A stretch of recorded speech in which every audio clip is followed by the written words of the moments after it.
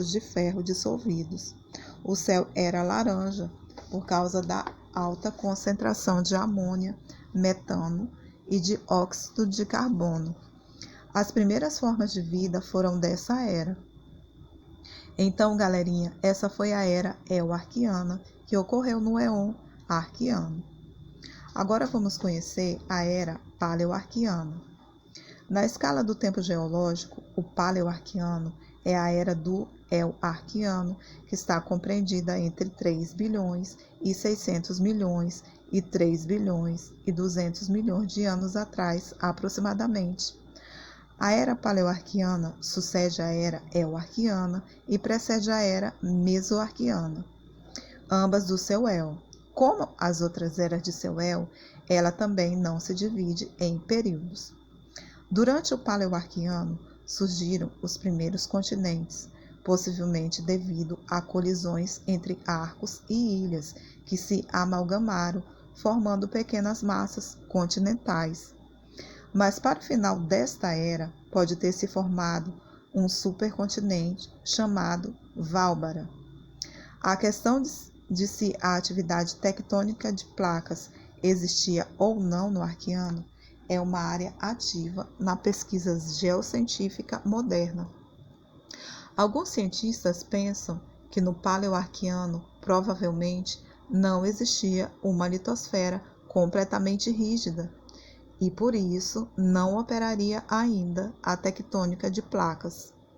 Outros cientistas acham que é por causa da Terra ser mais quente e a atividade tectônica de placas seria mais vigorosa do que é hoje em dia, resultando numa taxa muito maior de reciclagem de material da crosta.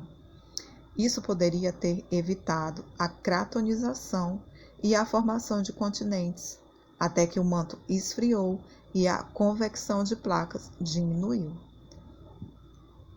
Outros cientistas ainda argumentam que o manto litosférico subcontinental era flutuante demais para subduzir e que a falta de rochas paleoarquianas é uma função da erosão por eventos tectônicos subsequentes.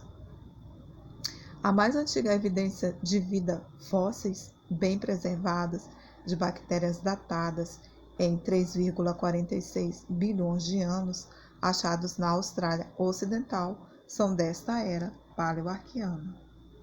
Agora vamos conhecer a era Mesoarquiana.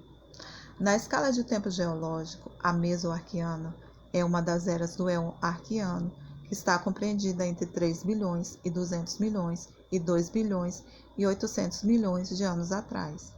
A era Mesoarquiana sucede à era Paleoarquiana e precede a era Neoarquiana, ambas de seu Éon. E como as outras eras do seu Éon, ela também não se divide em períodos. O supercontinente Válbara começou a se formar no final desta era.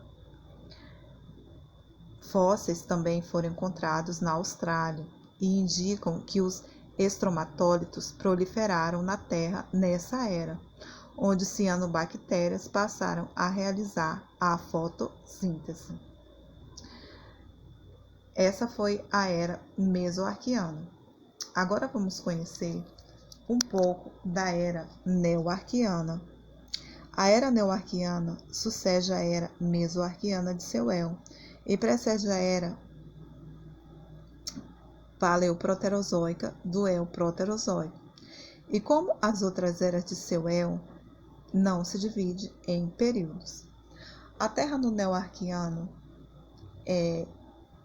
era com cerca de 2,6 bilhões de anos atrás. A atividade tectônica de placas pode ter sido bastante similar à da Terra moderna. Há evidências de bacias sedimentares bem preservadas, como também de arcos vulcânicos, rachaduras intracontinentais, colisões entre continentes e eventos orogênicos de âmbito global bem disseminados, sugerindo a formação e a distribuição de um ou talvez de vários supercontinentes.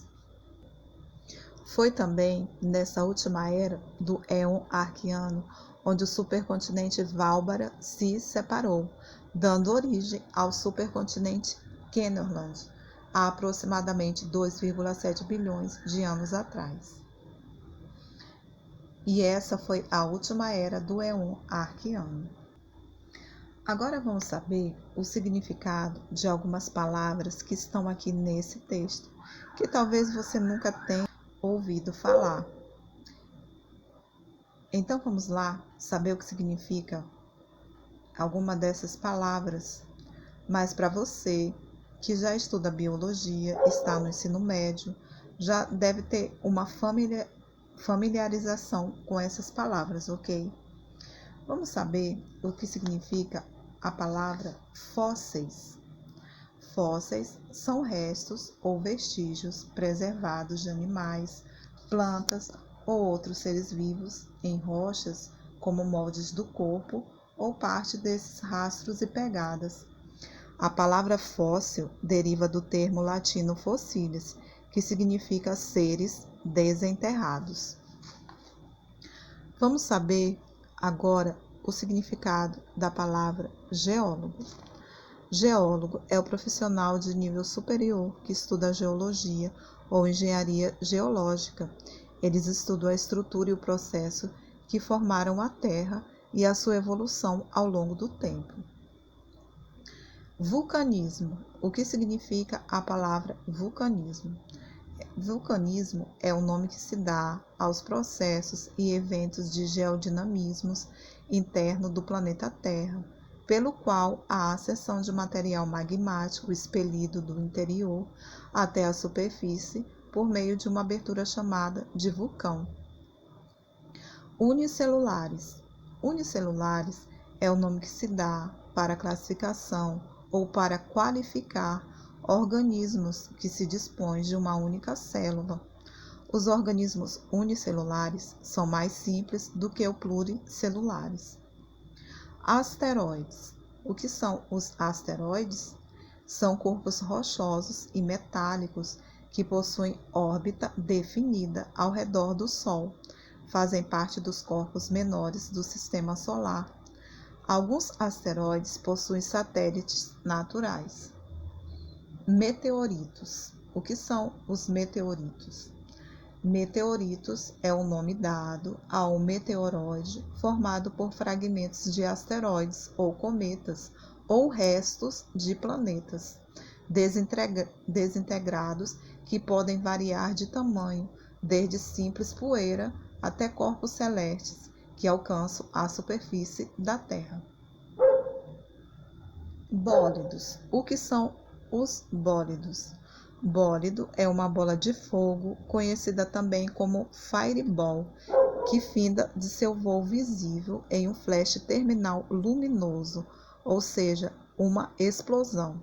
Os bólidos são fenômenos raros, produzidos por meteoroides de grande tamanho, cuja origem pode ser esteroidal ou cometária.